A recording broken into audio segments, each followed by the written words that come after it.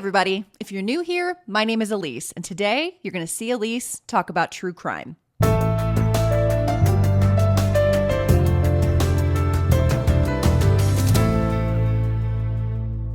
I post a weekly series on YouTube called Cleaning and Crime, where I post a cleaning motivation video while at the same time I'm telling you about a true crime case that's interesting to me. So, cleaning and crime. But this video that you're currently watching is the crime-only bonus version of today's story. So if you're looking for the original with the cleaning, you can find the link for that one in my YouTube description box or above my head. But if you're here for just the crime, you're in the right place. You can also find the Cleaning and Crime podcast wherever you find your favorite podcasts for those of you that just want to listen.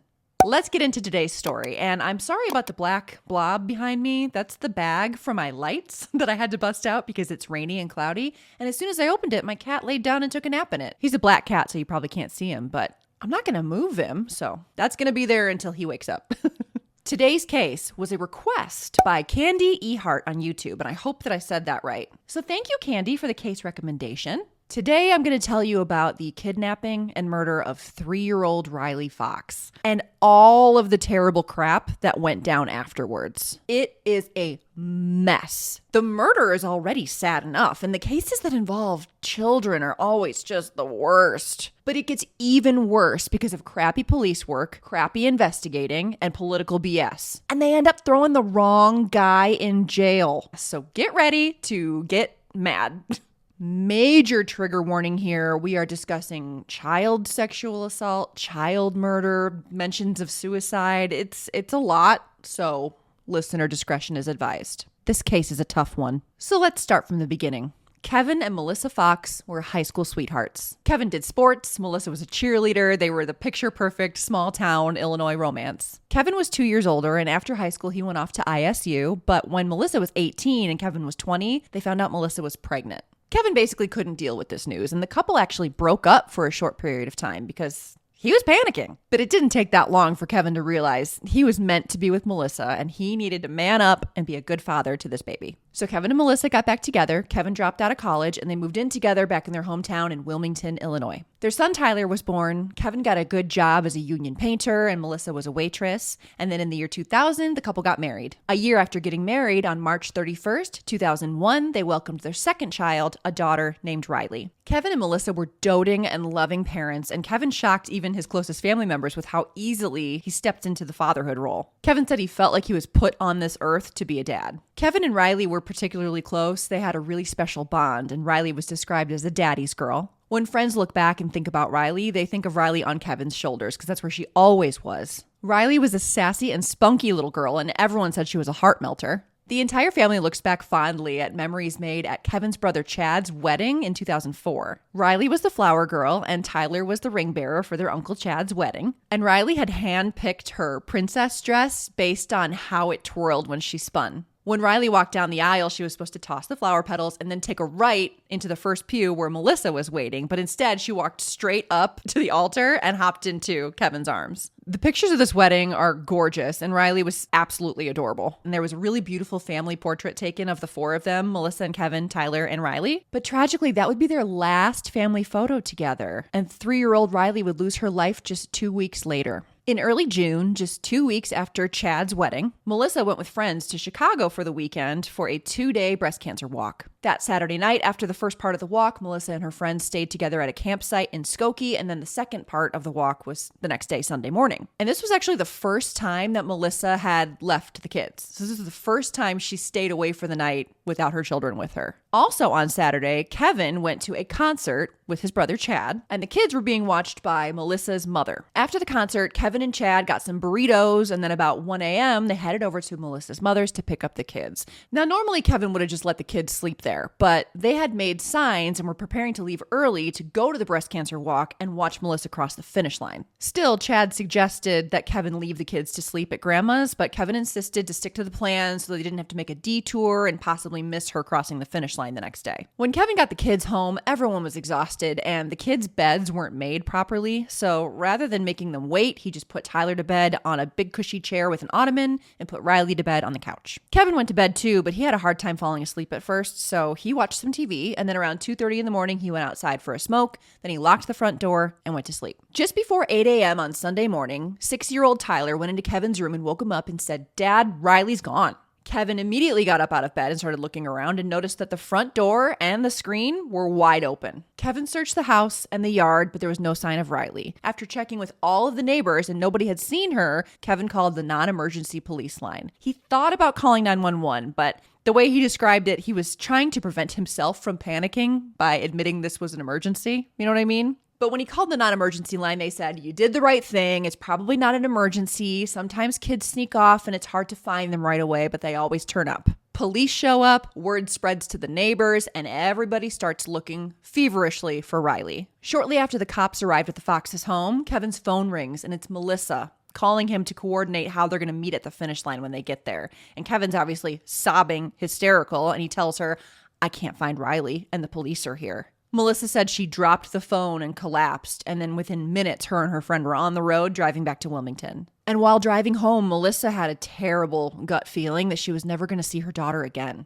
Friends, family, and neighbors were searching frantically for Riley, and police searched the Fox home. There was no sign of forced entry, and Kevin gave the police a rundown of the night and told them he distinctly remembers locking the front door after he came in from smoking, but the back door was actually broken, so it was unable to be locked. During the search for Riley, police officers also had to respond to the house directly across the street from the Foxes because they suspected they had a break-in. Their screen had been cut open, and they thought maybe there was some cash missing from a wallet, but they couldn't be sure, and they couldn't be sure how much. And several neighbors also reported seeing a strange car in the neighborhood that night, a red Chevy Beretta. But police at the time didn't really do much at all about that home invasion because nothing was stolen. They didn't link the two events, and they also said that the reports of a suspicious vehicle were not credible for some reason. Afternoon rolled around. 500 people are out looking for this little girl. Some are on horseback, bicycles, ATVs. People were hiking through brush and coming back with scratched and bloody legs. People were really hunting for this girl. A local woman and her daughter were out searching, and they were about a mile from the Fox's home, and she just got this urge that she needed to go into Forsyth Woods. This is a forest preserve with a tributary of the Kankakee River flowing through it called Forked Creek. When the two women got to the edge of the creek, they saw what they thought was a plastic bag floating in the water, but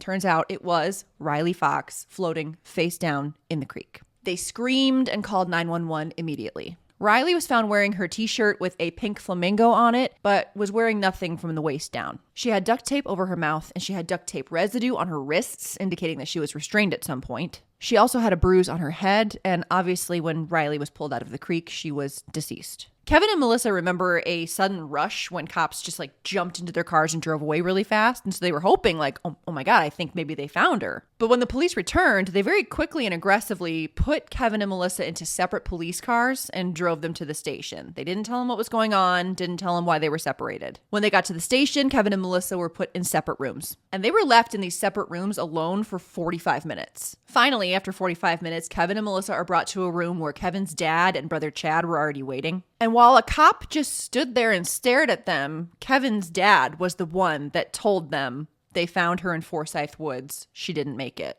Obviously, everyone was completely devastated. Kevin punched the wall and then his knees gave out and he fell. It's devastating. That was really messed up. I understand that Kevin was initially a suspect because you always look to the family first. But to separate them, to put them in separate rooms, to not tell them that their daughter was dead, to delay telling them that's fucked up. The autopsy of Riley's body revealed that she was sexually assaulted and she was alive when she went into the water. So the cause of death was likely drowning. DNA samples were taken and sent to the Illinois State Crime Lab, but only a small amount of possible saliva had been collected and it was labeled inconclusive. Downstream, there was a log jam that trapped evidence and they found a white high-top sneaker. And further upstream, they found the matching sneaker, which never happens. It's always just one shoe, but they found a whole ass pair. They were obviously muddy, and on the inside tongue of the sneakers were written the letters EBY.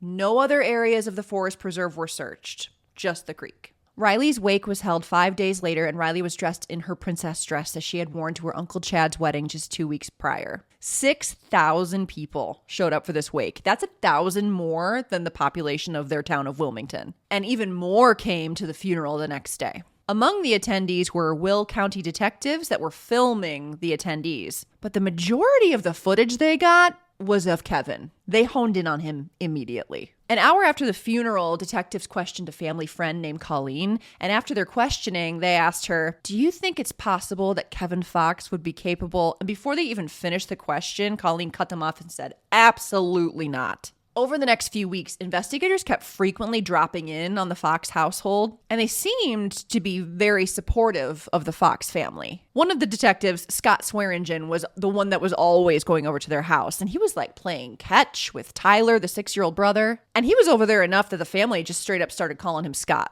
Meanwhile, behind the scenes, there is a very tight race for the Will County State's Attorney in Joliet, Illinois, between the current state's attorney, Republican Jeffrey Tomczak, and Democrat James Glasgow. These two were already rivals. They already had bad blood. They publicly disagreed on everything: elections, court cases, ethical conduct, political views. And Tomczak had beat incumbent Glasgow in 2000. And now the two are running against each other again. So basically, Glasgow was trying to get his old state's attorney job back from Tomczak. The race was neck and neck, and Tomczak needed a win right now because his father had just been arrested for some big scandal, and him and some other guys had been accused of illegally donating to Tomczak's campaign re-election fund. So there's some bad press, and on top of that, the Chicago Tribune had just come out voicing their endorsement for Glasgow in the paper. A quick close on a very high-profile murder case that everyone is talking about would look really good for Tomczak and might tip the scales back in his favor.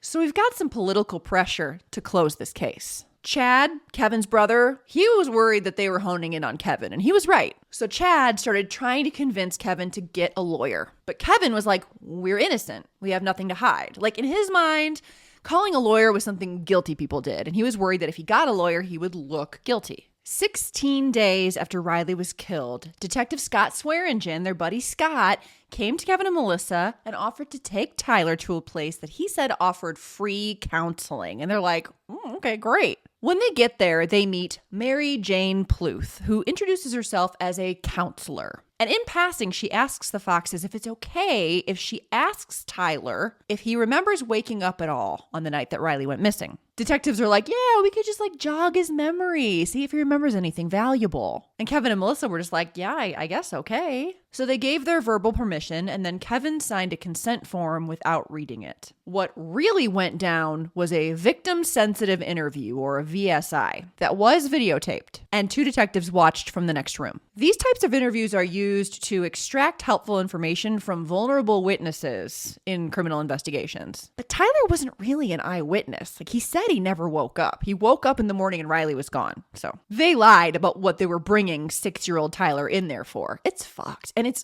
what happens next is about to get even more fucked. So get ready to get mad. Mary Jane Pluth was the Will County child advocacy forensic interviewer. So she misrepresented herself. And she brings 6-year-old Tyler into this interrogation room, and they sit opposite each other at a table. No crayons, no toys, nothing to make him more comfortable. She doesn't do anything to start a rapport with him or to get to know him. She just starts interrogating this kid. And it is brutal. Did your dad leave the house? No. What did your dad do when he left the house? Did he take Riley somewhere? No. Where did he take Riley? You can tell me. At this point, Tyler starts crying. Did you see your dad carry Riley outside? No. Did he take her outside for just a little bit? No. She interrogated the 6-year-old like this for an hour. He was crying and shaking, and after an hour, he pulls his hoodie over his head to hide his face from her and curls up into the fetal position. And he's sobbing for his mommy and daddy.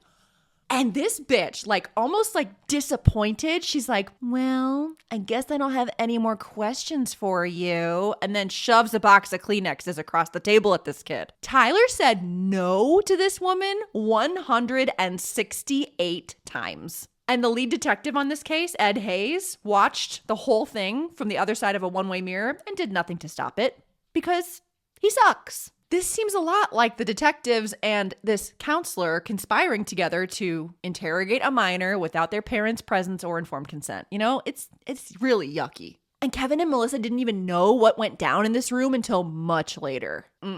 Where is Olivia Benson when you need her? Even after this botched witness interview, Detective Scott kept going over to the Fox house all the time to play catch with Tyler and keeps questioning him. And according to Detective Scott Swearingen, Tyler once said that he saw Kevin doing laundry in the middle of the night. And one time Tyler said he saw his dad go outside. But he also negated that on different instances, couldn't elaborate when he was questioned further. But those were the two statements that Detective Swearingen ran with. So he ignored the hundreds of no's and just went with the two yeses that he liked. You know what I mean? Now, to make matters worse, an anonymous source came forward saying that they had security footage of Kevin in his car at 4 a.m. on the morning Riley disappeared at the mobile station in town. Detectives get a hold of this footage and they're like, oh yeah, we got him, despite the fact that the security footage they have is absolute garbage. And we'll come back to that. Now, this is a small town. Word starts spreading that detectives are looking at Kevin Fox. And rumors beget more rumors. And people in town start gossiping about the Foxes, saying that it looks like they've been dipping into the Riley Fox donation fund and were buying new cars and taking fancy vacations to Las Vegas. Rumors swirled so much that on October 11th, news reporter Amy Jacobson with Chicago NBC5 did a report about the Foxes, and they brought on that anonymous source that had the security footage from the mobile station with their face blurred and their voice altered. And they talked about on the news how Kevin's car was spotted at 4 a.m. and how they were spending all this donation money and buying new cars and taking lavish vacations.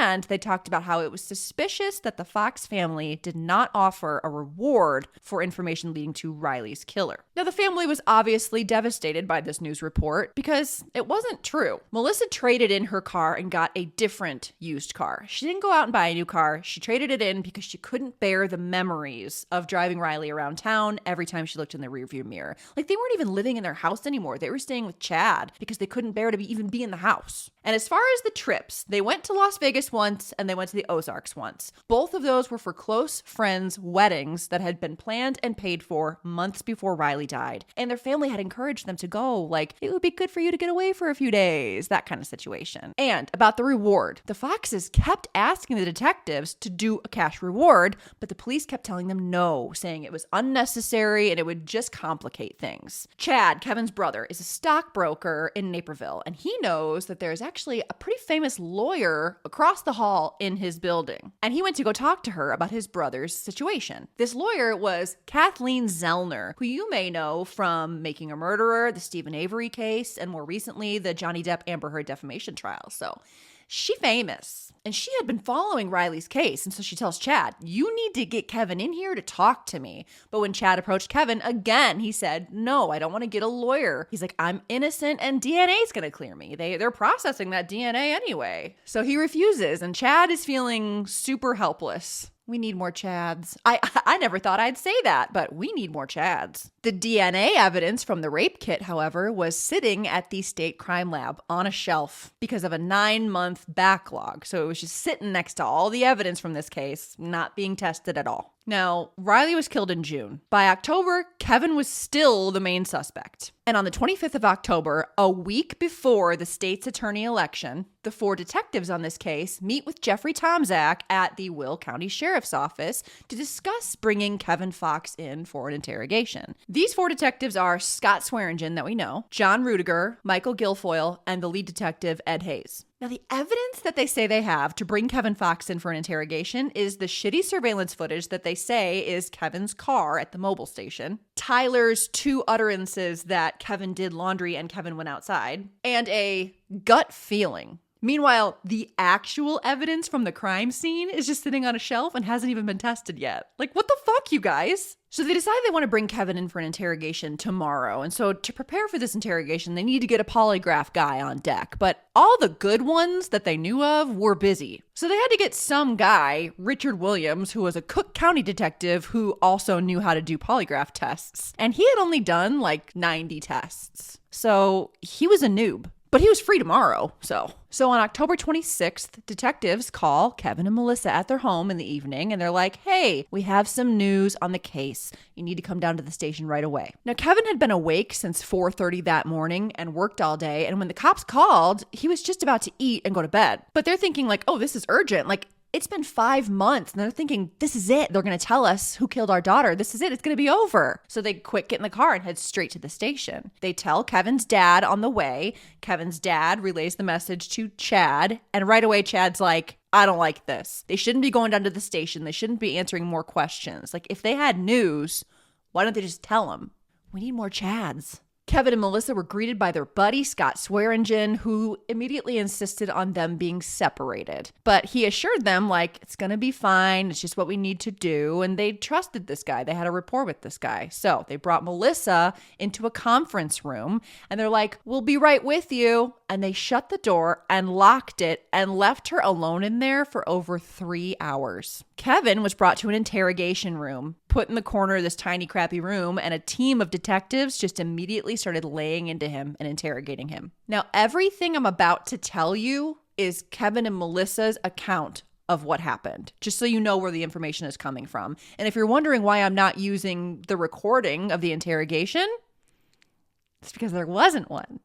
And you know what sucks? It's just a few months after this happened, it became Illinois state law that interrogations needed to be recorded. But at this time, it wasn't.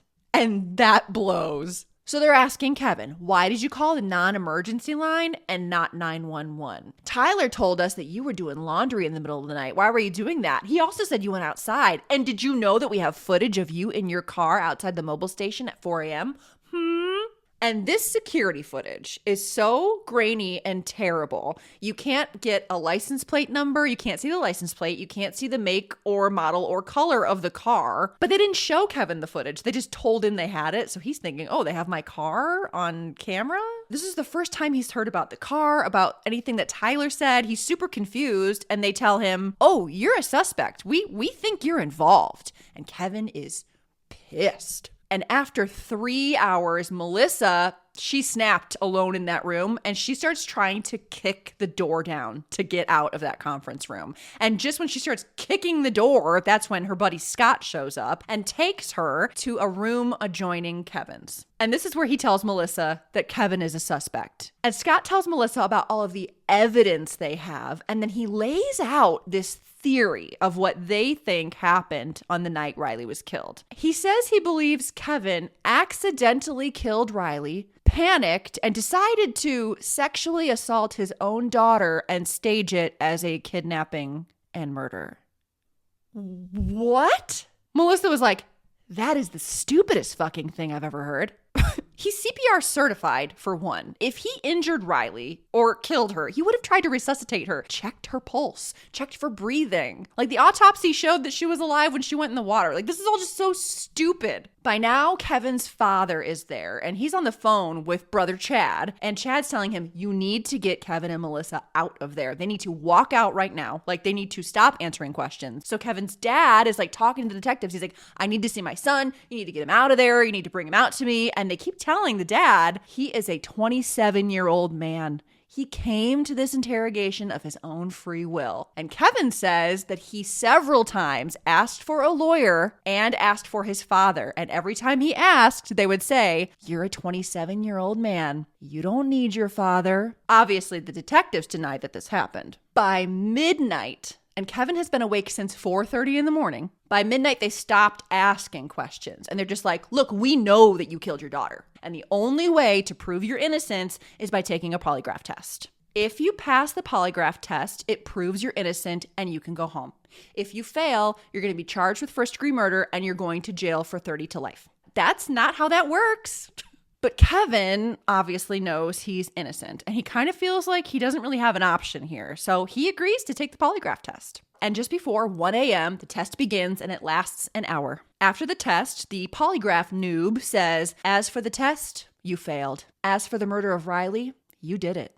It's okay to say you did it. Melissa is then told that Kevin failed the polygraph test, and she's like, bullshit. Show me. So they take Melissa into the room with Kevin and the polygraph test, and they just show her the screen with like all the wavy lines. And they're like, see that?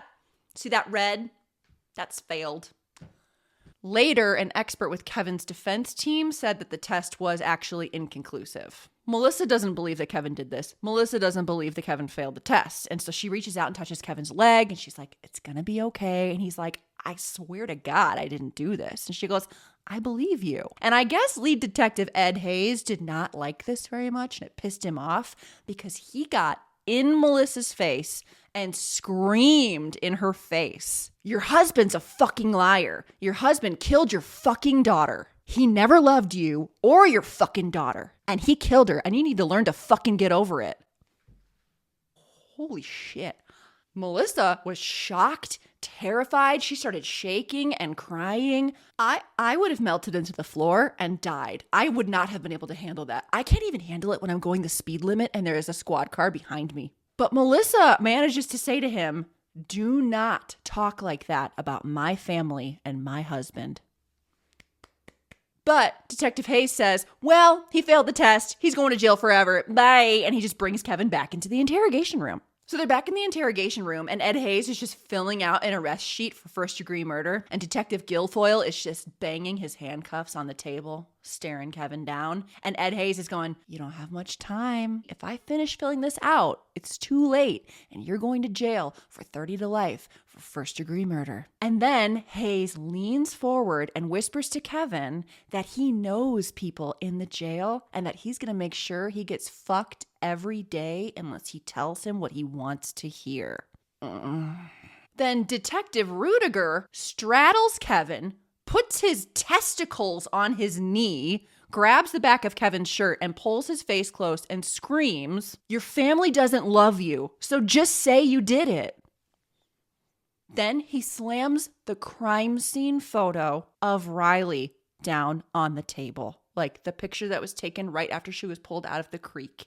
She had duct tape over her mouth, dirt on her face, and nothing from the waist down. They put it on the table right in front of Kevin, and then Rudiger goes, Riley's here in the room with us now. She's in pain, and she needs closure. That is the most fucked up thing. And at this point, Kevin didn't even know all of the details about what happened to Riley. Like, it's just awful. Kevin was sobbing. There's a picture of his dead daughter on the table. He's got balls on his knee. He's been interrogated for like 12 hours at this point. He had been awake for over 24 hours, no food, no sleep. And just then, Scott Swearingen bursts into the room out of breath and says that he just came from Jeffrey Tomczak's office, who says, if you plead guilty right now, it'll be involuntary manslaughter. Kevin says that Swearingen suggested that he plead guilty to the same accident scenario that he had presented to Melissa 9 hours ago. He told him it's now or never, and that if he pled guilty right now, he would get involuntary manslaughter, and that would be a sentence of 3 to 5 years, but he'd do half. Plead guilty right now, and you can go home right now on bond. Promising leniency to confess was and is forbidden under Illinois law,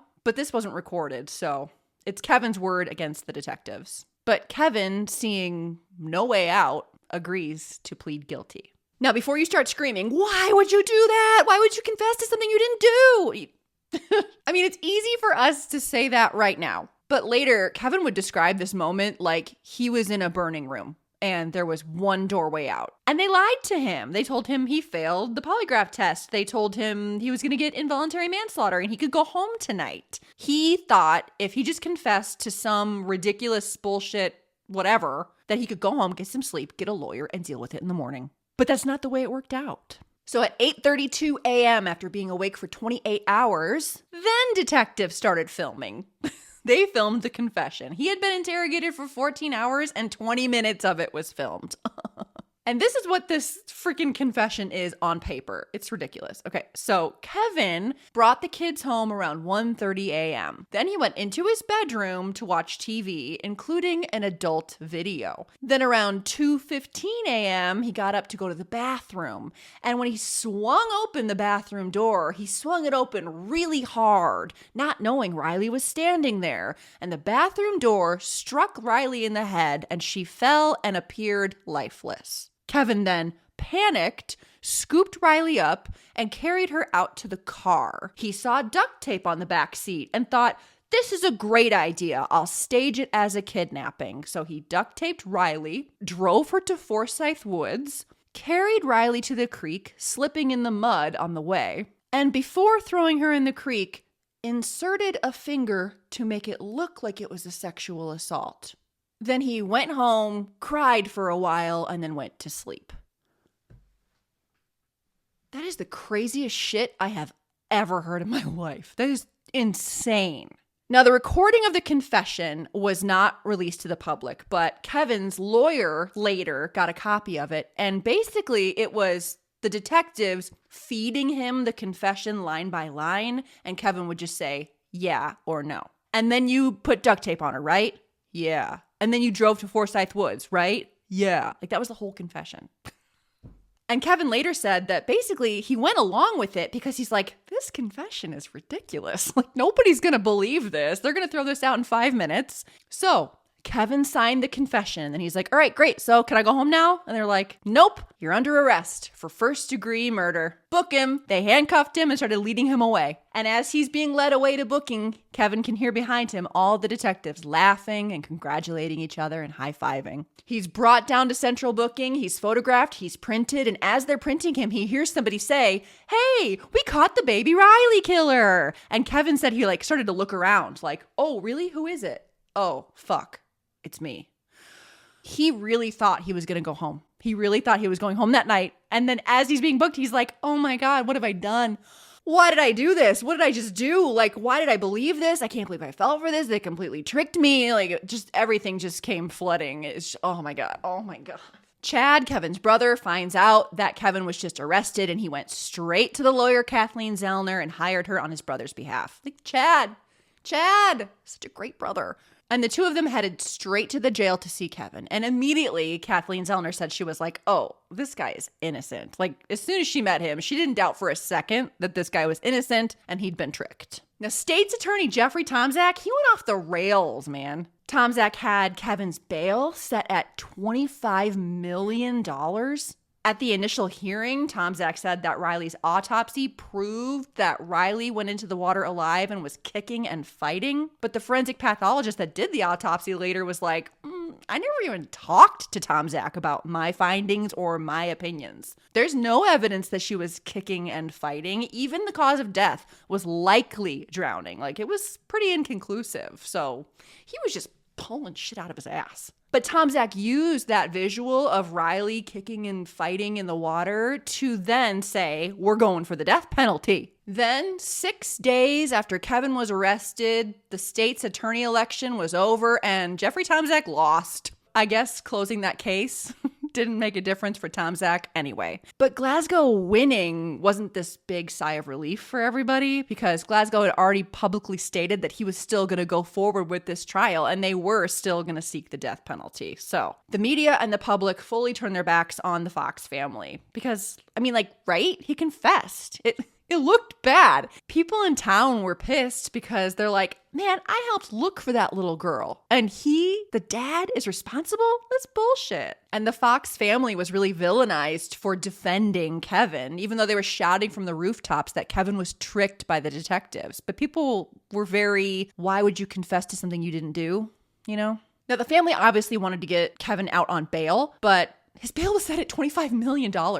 Kathleen told the family, look, we need to put all of our efforts and our resources towards clearing Kevin's name. So Kevin was left in jail. Now, Kathleen needed to focus on the confession because that was her biggest obstacle. So she hired a private eye and an entire team to essentially reenact the entire confession to prove it was bullshit. There were obvious holes, like where were Riley's bottoms? There wasn't duct tape in Kevin's car. Where Kevin said that he threw her body into the water in the confession, they had a guy carry a 40-pound bag and follow the exact route that Kevin said he went on and throw the bag in the water. But with the currents, there was no way that the bag could have ended up where Riley was found. Also, if Kevin had slipped in the mud on the way down, his clothes would have been all muddy, and there was no mud on any of Kevin's clothes. But, Tyler did say he saw his dad do laundry in the middle of the night.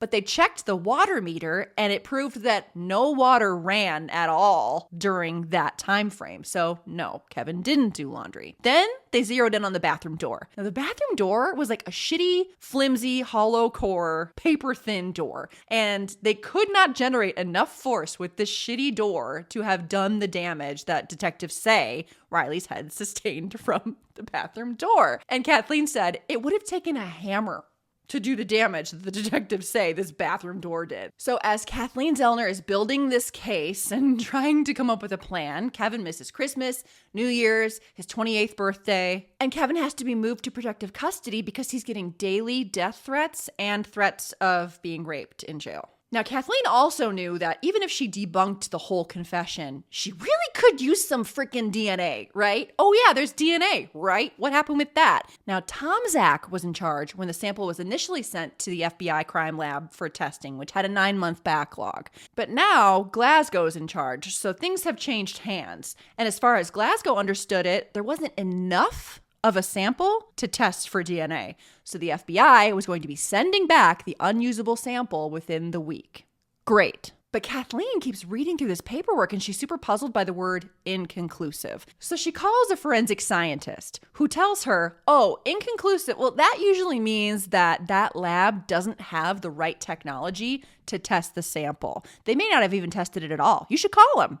So Kathleen Zellner calls the lab and they're like, yeah, that's correct. We don't have the sophisticated technology to test this type of sample. But we actually didn't even try to test it. They didn't do anything with the sample because the day after the state's attorney election, the lab got a phone call saying, hey, we found the Riley Fox killer, so you can just go ahead and cancel those lab orders. You don't even have to test the samples. Thanks. And who made that call to cancel the lab order? Lead detective Ed Hayes. Edward, bad job. You're bad at your job. That is criminal. Ugh. So Kathleen Zellner gets a court order to have the sample sent from the FBI to a private crime lab in Virginia, Bode Technology Group, that does have the capabilities to test this type of sample. And they wait.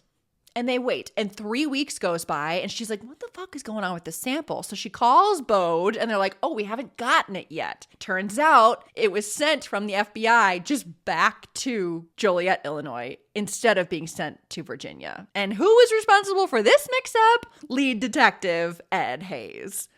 Ed, you're mad at your job. Bode finally gets the sample, but they're like, okay, it's going to take 2 months to test. And even if they get some sort of result from this sample, it's not the kind that you can run through a database and find the killer. This is just the kind of DNA that you can use to rule someone out. So we're doing all of this to hopefully show that Kevin does not match the DNA profile that we could possibly get from this spit. I'm not kidding. It's June now. It has been a year since Riley was killed. And they finally get the results. And big shock, Kevin is not a match. Duh. And Kevin sat in jail for 8 months. Glasgow ordered Kevin's immediate release after the official report came in from the lab, and Kevin's family and friends met him outside of the courthouse wearing t-shirts that said, "Test before arrest," and 376 days of a killer on the loose. Kevin, Melissa, and Tyler were reunited and they stayed with Chad, and it was bittersweet, dude. Like, yeah, Kevin got out, but they have to start the entire investigation over from scratch. It's been over a year, and hey, you know where they should start? Maybe with the evidence from the actual crime scene. Now, while the investigation was restarted, Kathleen Zellner helped Kevin and Melissa file a federal civil rights lawsuit against the Will County Sheriff's Department. In the meantime, Kevin and Melissa had Riley's garden built in Wilmington to honor their daughter, full of flowers that attract butterflies that were Riley's favorite. Kevin and Melissa had their third child, a daughter named Tegan, and that was bittersweet too, because of course they were happy to have a healthy daughter, but it just sucks knowing that Riley wasn't going to get to be a big sister. The lawsuit dragged on for years. There was initially 9 defendants on the lawsuit, but 3 of them were removed for whatever reason. Mary Jane Pluth, the shitty child advocacy bitch that interviewed Tyler, Richard Williams, the polygraph noob, and Detective David Dobrowski, who apparently had very little to do with the interrogation. So those 3 were taken off. I'm pretty pissed about Mary Jane Pluth being taken off. I hope Mary Jane has a rock in her shoe for all of eternity. Shockingly, and I feel like I never get to say this, They won. They won their lawsuit. A jury found the Will County Sheriff's Department guilty in 2007 of false arrest and malicious prosecution. Initially, they were awarded $15.5 million, but that was later reduced in 2010 in appeals court down to $8 million. But still, they won. So as you can see, the fucking years are going by. So in 2009, and Riley was killed in 2004, Glasgow, yes, still Glasgow, reaches out to the FBI. Initially, the FBI was like, nah, we don't want to take on this case. But one special agent, Lori Warren, had been following this case, and she went to her superiors. She was like, you gotta let me take on this case. Lori.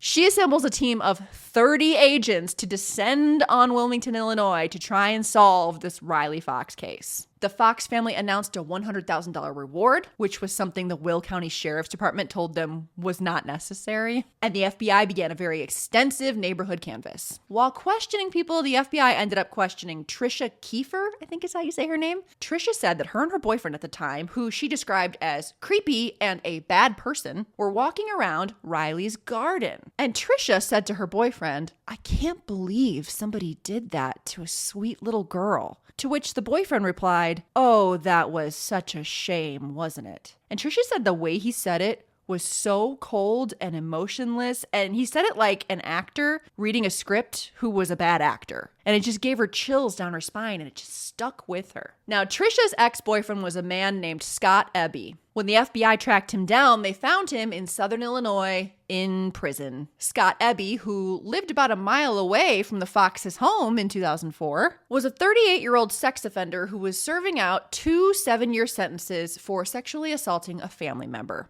Yikes. The FBI questioned Scott in jail, and he was very cooperative and polite. He said he remembered his whereabouts on that date, and he was not involved. So the agents shook his hand and left. And as they were walking out, Agent Lori Warren said, that was the clammiest fucking hand I've ever felt in my life. After the FBI agents left, Scott Eby called his mother from jail and insisted that she come visit him right away. When she asked him why, he said, quote, I'm fixing to spend the rest of my life in the penitentiary, Mom. Only thing I can tell you is that the FBI came to see me today. You gotta come down here, Mom, so I can give you a hug and a kiss one last time. Please. End quote. Then Scott went back to his cell and wrote out a 10-page confession and then attempted suicide with a bedsheet. He was unsuccessful. In the note he left, he confessed to the kidnapping, sexual assault, and murder of 3-year-old Riley Fox in 2004.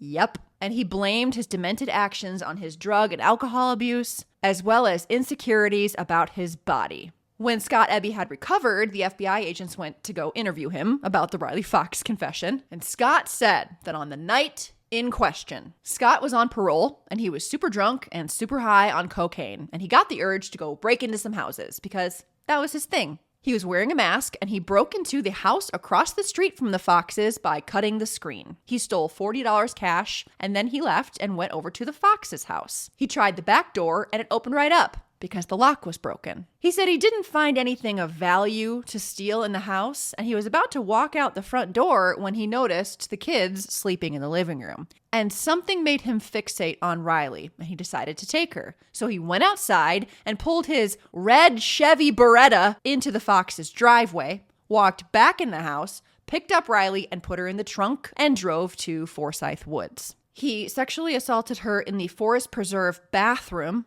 and threw her bottoms into the trash can. The police never searched or processed that bathroom for any evidence. They never even went inside. Now, at this point, Scott realized that his mask had slipped down and Riley was looking right at his face. So he panicked, thinking, she saw my face, she's going to ID me, and that's when he decided to kill her, which is so fucking stupid. He said as he carried her to the creek, her last words were, I want my daddy. That is the worst ever. After, Scott took off his white high-top sneakers and threw them into the creek. Do you remember the sneakers? Do you remember what letters were written on the inside tongue of those sneakers? EBY. Scott Eby. It wasn't even initials. It was his full goddamn last name. And those sneakers were still, after all these years, sitting on a shelf, never tested, never examined. Why? Because when the initial detectives had zeroed in on Kevin immediately, they asked Melissa what size shoe Kevin wore. and he wasn't the same size as these sneakers. And Kevin was obviously the killer, so they decided these sneakers have nothing to do with the Riley Fox case, and they were just put on a shelf and ignored. And Scott even said, I really was ready for people to come and find me the next day because I had forgotten that my name was written on the inside of the shoes, but nobody came. Crazy. Oh my God. Scott also confirmed that at 4 a.m., he drove his red Chevy Beretta to the mobile station. It was his car on that security footage. But it wasn't Kevin's blue Ford Escape. It was Scott Eby in his red Chevy Beretta. That tells you how shitty that footage was. That morning, after killing Riley, Scott called a friend and left a voicemail saying, "By the time you hear this message, I will be dead." And then he went home and attempted suicide by swallowing a bunch of oxycodone. That friend, concerned, called the police. And the police went and did a wellness check on Scott Eby right then. The cops spoke to Scott Eby the morning of Riley's disappearance. And I'm not kidding you. Scott is barfing in the toilet and he asks the cops that show up, "Did they find that little girl Riley Fox yet?" And then he threw up again. And the cops didn't think that was important, relevant, didn't write it down. Big shock, Scott Eby's DNA matched the sample found on Riley, and he pled guilty to first-degree murder and predatory sexual assault in 2010. Took him almost 7 years to solve that one. Kevin and Melissa didn't want the death penalty to be imposed, so life in prison without parole it is. So it was finally over, but sadly the absolute nightmare that the family went through was too much for the marriage to bear, and Kevin and Melissa ended up getting a divorce. They both remarried and had wonderful families, and they remained close and supportive of each other and co-parented their 2 children. Melissa once said that even though she went through such an unimaginable tragedy, because of it, she was able to more easily see the light and the good in the world. Riley would be 22 years old today if she was still alive. And sadly, as I was researching this case, I came across a couple of articles that said Kevin Fox actually died just a few weeks ago. Kevin was killed in a car accident on March 20th, 2023 in Arkansas when another car came into his lane and they hit head on and both Kevin and the other driver were killed. Awful. Kevin was 46. My condolences go out to Kevin's friends and family and everyone that loved him. And rest in peace to Riley Fox, who died way too young at the hands of an absolute monster. And a shout out to Chad. You're an absolute legend and a great brother. And this case could have been solved so quickly if they would have just tested the DNA and looked inside the shoes. It's infuriating. So that is the story of the tragic murder of 3-year-old Riley Fox and the ridiculous, infuriating aftermath. Thank you so much, Candy, for recommending this case to me. You are mean. I'm kidding. It was incredibly interesting and infuriating, and it was, I think, an important case to cover. Feel free to request cases that you want me to cover in the comments. Be sure to like and subscribe. It helps my channel so much so that I can keep making these videos for you. Hug your loved ones tightly. Thank you so much for watching. Bye.